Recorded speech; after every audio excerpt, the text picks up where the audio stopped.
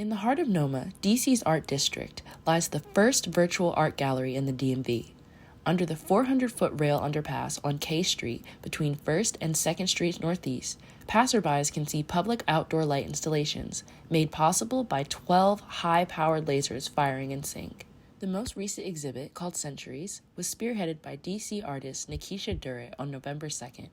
Her art focuses on Black women in the sport of cycling, taking inspiration from the story of 5 Black women who bicycled from New York to Washington, D.C. So I know that this location is a hub for cyclists, and I wanted to make a piece that was that focused on cyclists, but specifically Black cyclists.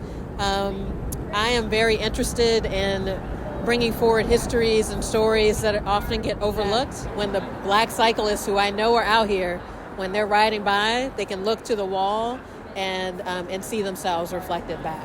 For the exhibit, attendees of the event were invited to walk under the underpass in order to get a clear view of the art. Durrett led the crowd from one piece of art to another, explaining the significance of the woman's journey.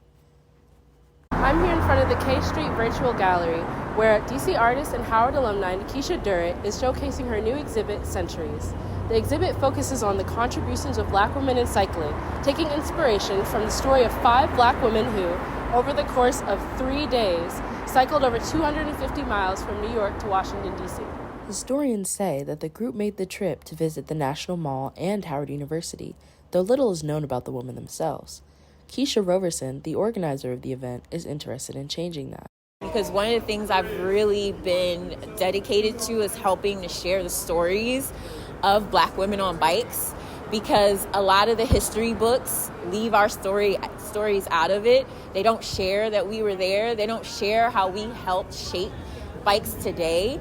And so for there to be an exhibit that highlights and shows us is powerful, because we don't have a lot of folks that are sharing our stories if it's not us.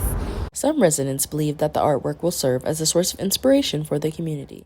I think they would feel inspired to maybe take up a new hobby, to go cycling, and to bring the friends here, and to just learn a little bit more about the history too.